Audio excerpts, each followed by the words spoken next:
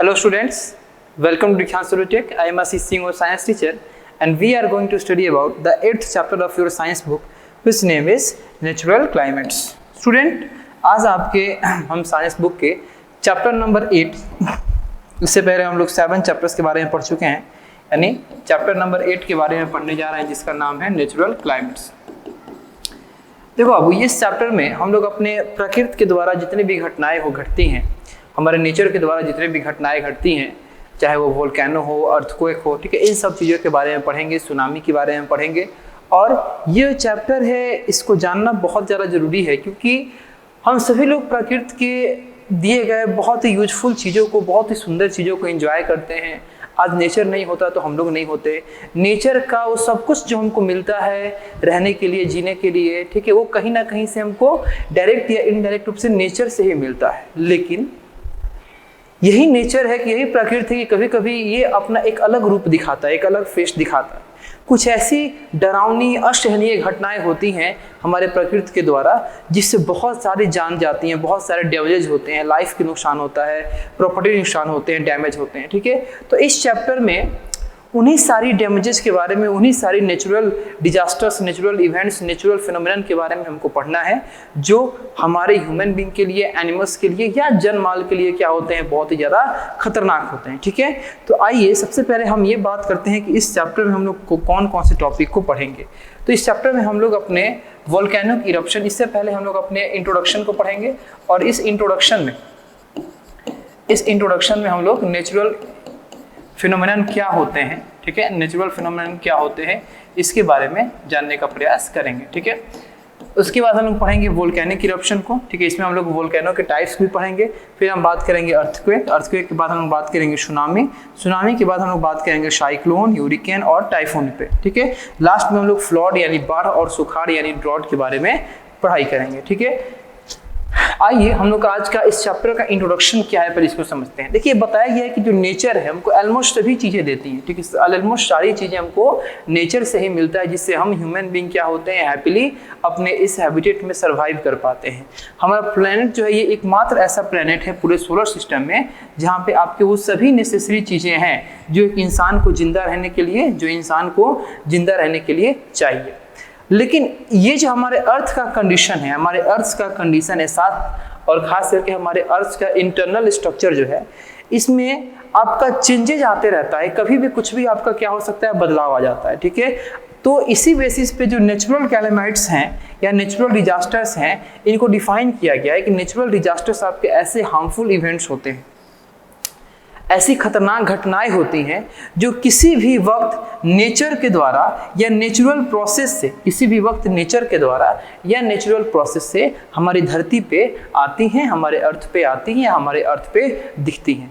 Nature के द्वारा यानी कि अर्थ के ही इंटरनल स्ट्रक्चर में कुछ ऐसी बदलाव होते हैं, कुछ ऐसे चेंजेज होते हैं जिस बदलाव या जिस चेंजेज के कारण इस अर्थ के सरफेस के ऊपर क्या होते हैं, बहुत सारे आपके नेचुरल डिजास्टर्स होते हैं, बहुत सारे नेचुरल इवेंट्स होते हैं, ठीक है। इन्हीं सबको हम लोग नेचुरल कैलेमिटीज या नेचुरल फिनोमेना के नाम से जानते हैं, जिसमें बहुत सारा लॉस होता है, उसमें जान की जहाज जाती है, प्रॉपर्टी जाती है, बहुत सारा उसमें क्या होता है, हानि होता है। वो जो नेचुरल डिजास्टर्स होते हैं बहुत ही एक्सट्रीम अनएक्सपेक्टेड इवेंट्स होते हैं जो आपकी इंजुरीज को करते हैं, जो प्रॉपर्टी को डैमेज करते हैं, ठीक है। चलिए, ये जो नेचुरल डिजास्टर होते हैं, इनमें कौन कौन से ऐसे नेचुरल डिजास्टर हैं जो इस अर्थ के बदलते कंडीशन के कारण या इस नेचर के बदलते कंडीशन के कारण हमारे अर्थ पे दिखते हैं। तो नेचुरल डिजास्टर्स में आपका अर्थक्वेक यानी भूकंप, ठीक है, वोल्केनिक इरप्शन, बाढ़ यानी फ्लड, ड्रॉट सुखाड़ और सुनामी जैसी घटनाएं हैं जो इस अर्थ पे होती रहती हैं, ठीक है। अब देखिए, वैसे तो हम ये नेचुरल डिजास्टर्स को कंट्रोल नहीं कर सकते, लेकिन हम प्रिकॉशंस को जरूर रख सकते हैं, हम अपने आप को बचा जरूर सकते हैं उससे, क्योंकि हम कुछ ऐसी काम कर सकते हैं जिससे ये हमारा नेचुरल डिजास्टर्स आने पे हमारे लाइफ का, हमारे प्रॉपर्टी का लॉस जो है वो कम हो सके। नेचुरल डिजास्टर्स को रोक लेना किसी की बस की बात नहीं होती है, लेकिन नेचुरल डिजास्टर्स के आने पे अपने आप को प्रिजर्व कर लेना, अपने आप को प्रिवेंट करना, बचा लेना, ये हमारे पास दिमाग होना चाहिए कि इस नेचुरल डिजास्टर्स से कैसे हमको बचना है। ठीक है। तो आइए वन बाय वन करके हम कुछ नेचुरल डिजास्टर्स के बारे में पढ़ेंगे। सबसे पहला नेचुरल डिजास्टर्स होगा हमारा वोल्केनिक इरप्शन। क्या होगा? Volcanic eruption. वोल्केनिक इरप्शन को समझने के लिए सबसे पहले आप गौर कीजिए कि यह हमारा अर्थ है और इस अर्थ के आपके क्या होते हैं? 3 स्ट्रक्चर होते हैं। इस 3 में सबसे इनर मोस्ट स्ट्रक्चर जो होता है, यानी कि जो हम लोग का अर्थ का सेंटर होता है, जिसको हम लोग कोर के नाम से जानते हैं, इसके अंदर बहुत सारे आपके क्या होते हैं? हॉट लिक्विड होते हैं, मेटल्स के, ठीक है, या आपके एलिमेंट्स के क्या होते हैं? हॉट लिक्विड होते हैं। इस हॉट लिक्विड को हम लोग क्या कहते हैं? मैग्मा कहते हैं। क्या कहते हैं? मैग्मा कहते हैं। तो जब हमारे अर्थ के कोर में जब प्रेशर लगता है तो ये मैग्मा या जो हमारा हॉट लिक्विड है उस प्रेशर के चलते ऊपर की तरफ बढ़ता है, और ऊपर की तरफ बढ़ता है तो ये क्या होता है कि अर्थ का सरफेस यानी क्रस्ट, जो कमजोर क्रस्ट होता है या जो कमजोर अर्थ का सरफेस होता है, वहां को उसको फाड़ के, और ये क्या होता है? पूरा हॉट लिक्विड, पूरा मैग्मा जो है वो बाहर निकल जाता है। और इस तरह की ओपनिंग को, ये इस तरह की ओपनिंग को या रप्चर को हम लोग क्या कहते हैं? वोल्केनो कहते हैं। इसी को हम क्या कहेंगे? वोल्केनो कहेंगे। यानी कि जब हमारे अर्थ क्रस्ट के अंदर के हॉट मैग्मा या हॉट लिक्विड हमारे अर्थ क्रस्ट के सरफेस को चीरते हुए ऊपर की तरफ फेंके, ऊपर की तरफ निकले, इसी नेचुरल फिनोमेनन को हम क्या कहते हैं? वोल्केनो कहते हैं। ठीक है। अब ये जो हमारा जो वोल्केनो होता है उसका स्ट्रक्चर कैसा होता है? तो देखिए, the hollow top of the volcano that is shaped like a ball is known as crater. जब वोल्केनो निकलता है तो वोल्केनो का जो टॉप होता है वो पूरी तरीके से हॉलो होता है। हॉलो क्यों होता है? अंदर से पूरा आग निकला हुआ है तो पूरी तरीके से हॉलो होता है, जैसे कटोरा होता है ना, कटोरा कटोरी जो बॉल होता है उसके जैसा।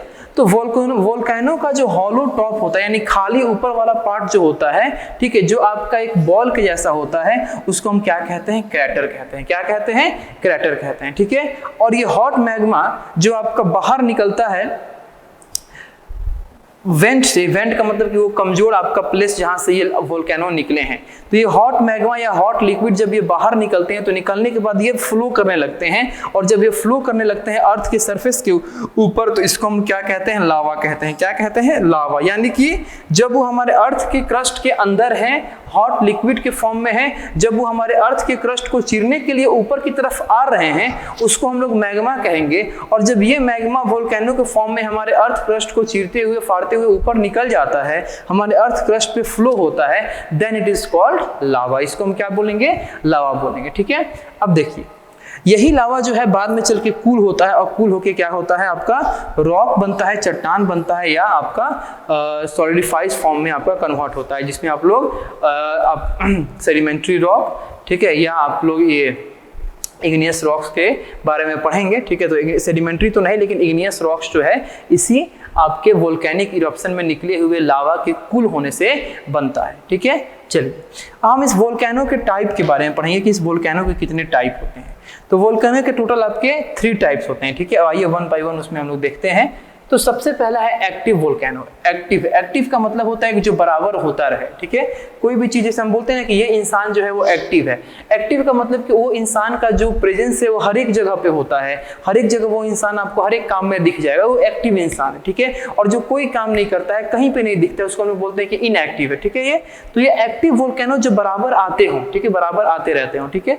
तो वैसे वोल्केनो जो हर एनी टाइम आपका आने का खतरा रहे, वैसे वोल्केनो जो एनी टाइम आपके आने का खतरा रहे या एनी टाइम आपका आता हो, इस तरह के आपका वोल्केनो को हम क्या कहते हैं? Active volcano. और ये एक्टिव वोल्केनो जो है ये कुछ ही पास्ट ईयर्स में यानी कुछ ही पास्ट टाइम में क्या हुए हैं? आए हुए हैं। ठीक है।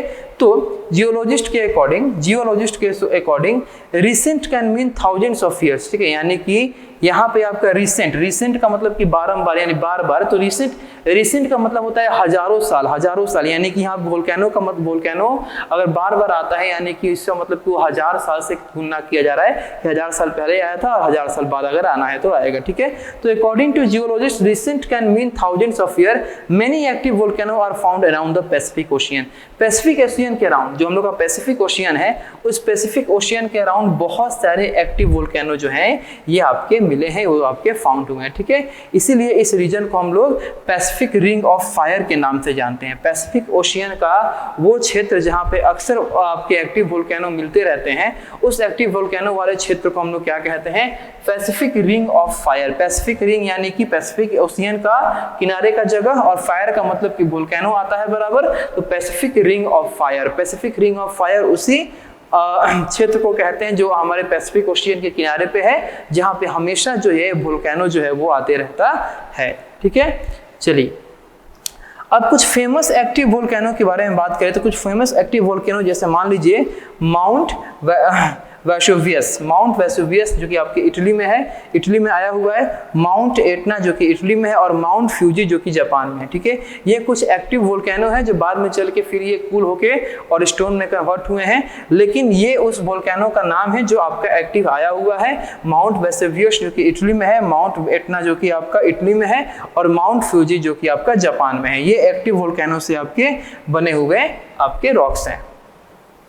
नेक्स्ट है आपका डोरमेंट वोल्केनो। डोरमेंट वोल्केनो किसको कहते हैं? ठीक है, तो वैसे वोल्केनो जो आपका बहुत दिनों से नहीं आया हुआ है, बहुत दिनों से नहीं आया हुआ है, लेकिन might erupt in the near future, आने वाले फ्यूचर में आ सकता है। ठीक है, डोरमेंट मतलब कि जो बहुत दिनों से नहीं आया हुआ है लेकिन आने वाले फ्यूचर में बहुत जल्दी आ सकता है, इसी को हम क्या कहते हैं? डोरमेंट वोल्केनो के नाम से जानते हैं, या इसको हम लोग स्लीपिंग वोल्केनो के नाम से जानते हैं। डोरमेंट वोल्केनो या स्लीपिंग वोल्केनो के नाम से जानते हैं। ठीक है, जैसे मौना किया जो कि आपके हवाई यूएसए में आपका हवाई जगह है, तो मौना किया जो आपका है जो हवाई जगह में, और माउंट किलिमांजारो जो आपके टंजानिया में है। ठीक है, तो ये दोनों जो एग्जाम्पल हैं वो किसके हैं? डोरमेंट वोल्केनो के। डोरमेंट वोल्केनो के ये दोनों एग्जाम्पल हैं। पहला कौन सा? मौना किया, और दूसरा कौन सा? Mount Kilimanjaro. ठीक है, मौना किया जो कि आपका हवाई यूएसए का है, और माउंट किलिमांजारो जो है वो तंजानिया का है।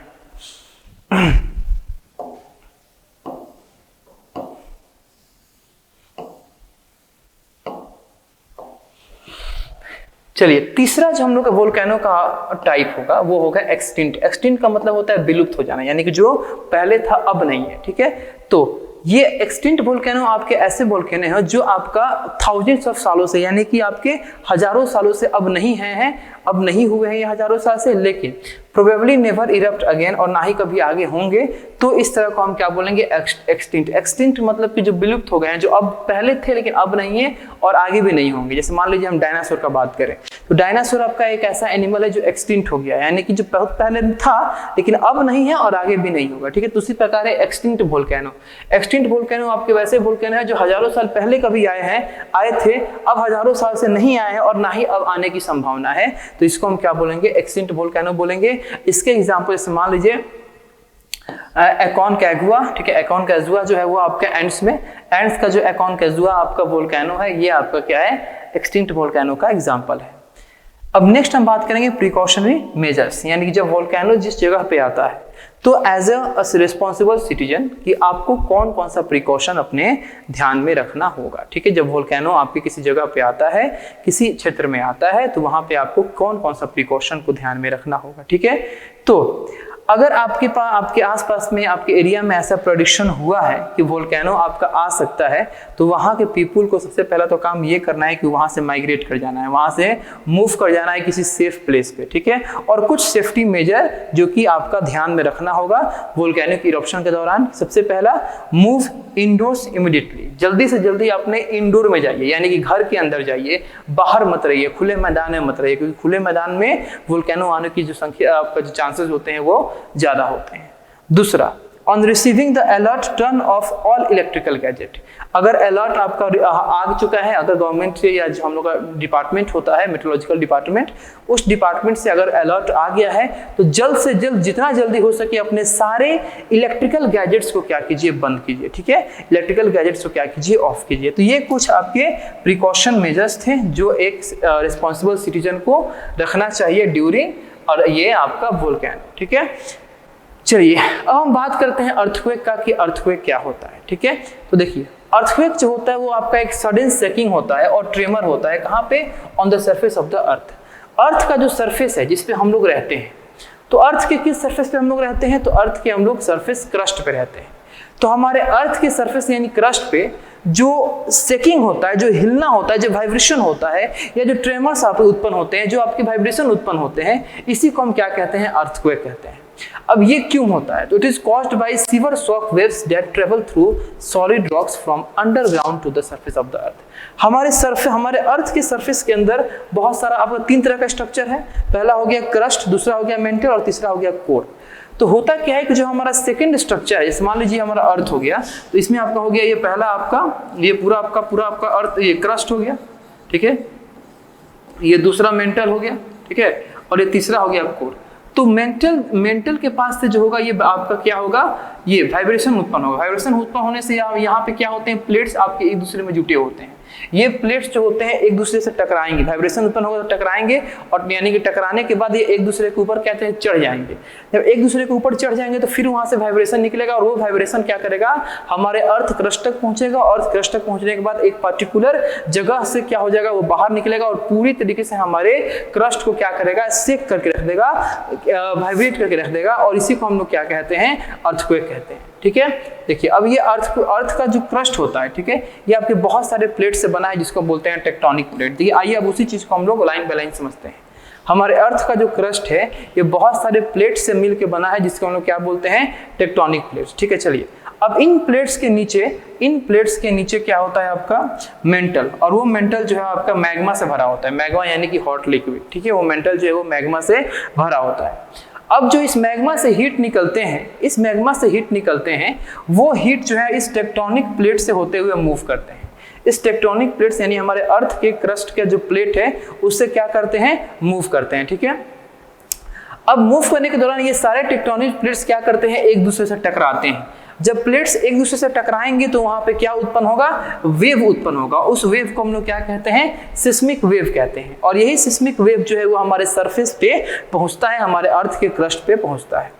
अब अंडरग्राउंड पॉइंट जहां से आपका अर्थक्वेक बिगिन होता है, ठीक है, यानी कि मान लीजिए कि हमारे मेंटल से जो हीट निकले वो हीट हमारे मैग्मा को क्या किए, जो मैग्मा निकला यानी कि जो हॉट लिक्विड से हमारा हीट निकला, ये मैग्मा से जो हीट निकला वो जाके हमारे टेक्टोनिक प्लेट्स को क्या कराया, कोलिजन कराया। तो कोलिजन के दौरान टेक्टोनिक प्लेट्स में से क्या निकलता है, वेव निकलता है। अब वो वेव हमारे अर्थ के क्रस्ट के एक पॉइंट पे पहुंचता है, और जिस पॉइंट से वो बाहर निकलता है उस पॉइंट को हम लोग क्या बोलते हैं, उस पॉइंट को हम लोग बोलते हैं corresponding spot on the surface, और उस पॉइंट को हम लोग क्या बोलते हैं, एपिसेंटर। यानी जिस सेंटर से, जिस पॉइंट से वो हमारा सिस्मिक वेव बाहर निकलेगा उसको हम क्या बोलेंगे, एपिसेंटर। ठीक है, अब देखिए अर्थक्वेक जो है ये कि बिना वार्निंग का होता है। अर्थक्वेक जो है वो बिना वार्निंग का होता है, बहुत जल्दी इसको कोई प्रेडिक्ट नहीं कर पाता है कि हाँ ये होगा। ठीक है, लेकिन कुछ इंस्ट्रूमेंट जो हैं, ठीक है, कुछ इंस्ट्रूमेंट जो हैं आपके इस अर्थक्वेक को तो प्रेडिक्ट करने में दिक्कत है, लेकिन ये अर्थक्वेक जब हुआ तो उसमें निकले हुए जो आपके वेव्स हैं यानी कि जो सिस्मिक वेव्स हैं, उस सिस्मिक वेव्स का आपका ये इंटेंसिटी क्या था उसको मेजर करके बताते हैं कि हमारा अर्थक्वेक कमजोर था कि आपका स्ट्रेंथ उसका ज़्यादा था अर्थक्वेक का। तो जो आपका डिवाइस, जो इंस्ट्रूमेंट हमारे सिस्मिक वेव के स्ट्रेंथ को मेजर करता है उसको हम लोग सिस्मोग्राफ कहते हैं। क्या कहते हैं, सिस्मोग्राफ। और इस अर्थक्वेक का इंटेंसिटी यानी अर्थक्वेक का जो क्वांटिटी है कितना अमाउंट में आया है, तो अर्थक्वेक के इंटेंसिटी को जहाँ पे मेजर किया जाता है उसको रिक्टर स्केल कहते हैं, या रिक्टर पैमाना, रिक्टर स्केल के नाम से जानते हैं। ठीक है, नेक्स्ट जो आपके मेजर अर्थक्वेक हैं वो बहुत ज़्यादा डिस्ट्रक्टिव होते हैं, बिकॉज ये क्या होते हैं, बहुत सारे डैमेज को करते हैं। किस डैमेज को करते हैं, तो लाइफ के प्रॉपर्टी को डैमेज करते हैं। ठीक है, earthquake also cause landslide and fire. अब जाहिर सी बात है कि अगर हमारा अर्थक्वेक का जो क्रस्ट है वो उसमें सेकिंग होगा, उसमें ट्रेमर्स होंगे, उसमें वाइब्रेशन होगा, तो बड़े बड़े पहाड़ों से क्या होगा, लैंडस्लाइड होगा। यानी बड़े बड़े पहाड़ों के ऊपर का जो सरफेस है वो पूरी तरीके से कट के क्या आएगा, नीचे की तरफ गिरेगा। तो अर्थक्वेक के चलते लैंडस्लाइड भी होता है और फायर्स भी यानी आग भी लगते हैं। ठीक है, अब देखिए बहुत सारे अर्थक्वेक आपके अभी तक हुए हैं। अब कुछ एग्जाम्पल के रूप में आपका जो अभी तक का हमारे भारत में का सबसे बुरा या सबसे खतरनाक अर्थक्वेक अभी हुआ है वो हुआ था हमारे भुज यानी गुजरात के भुज में, जो कि आपका 26 जनवरी 2001 में हुआ था। 26 जनवरी 2001 में हमारे गुजरात के भुज शहर में ये आपका सबसे खतरनाक अर्थक्वेक अभी तक आया है, जहाँ पे लगभग 20,000 से ज़्यादा लोग की मौत हो गई थी और लगभग 8 लाख घर जो है वो डिस्ट्रॉय हो गए थे। ठीक है, 20,000 से ज़्यादा लोग की मौत हुई थी और लगभग 8,000 जो आपके हाउसेज हैं वो क्या हो गए, डिस्ट्रॉय हो गए थे। और ये अर्थक्वेक जो है ये हमारे सी के अंदर भी आता है। ऐसी बात नहीं है कि सिर्फ हमारे लैंड सरफेस पे आएगा, ये समुद्र के अंदर भी आता है। कौन आता है समुद्र के अंदर, तो अर्थक्वेक भी आता है। ठीक है, चलिए नेक्स्ट हम बात करते हैं प्रिकॉशनरी मेजर के बारे में कि अर्थक्वेक के दौरान हम लोग कौन कौन से प्रिकॉशनरी मेजर को आप रख सकते हैं। ठीक है, तो सबसे पहला है कि जब अर्थक्वेक आपको फील होता है उसी वक्त आप कभी भी अपने हाउस से बाहर ना आए, अपने घर से बाहर ना आए। ठीक है, स्कूल बिल्डिंग में है तो स्कूल बिल्डिंग से तुरंत बाहर निकलिए और ओपन एरिया में ज़्यादा से ज़्यादा मात्रा में ओपन एरिया में जाने की कोशिश कीजिए। ठीक है, दूसरा, कभी भी अगर अर्थक्वेक के दौरान आप बड़े बड़े बिल्डिंग्स के नीचे, ट्रीज के नीचे, पोल्स के नीचे, इलेक्ट्रिक वायर्स के नीचे कभी भी खड़ा मत रहिए, वहाँ से बहुत जल्दी, जितना जल्दी हो सके वहाँ से दूर हटिए। ठीक है, और अगर बाहर जाने से आप अनेबल हैं, अगर आप बाहर नहीं जा पाते हैं तो हमेशा एक भारी ऑब्जेक्ट से अपने आप को शेल्टर लीजिए, टेबल के अंदर चले जाइए। ठीक है, टेबल के अंदर चले जाइए या उसको आप क्या कीजिए, होल्ड कर लीजिए, फॉर्मली उसको क्या कीजिए, होल्ड कर लीजिए।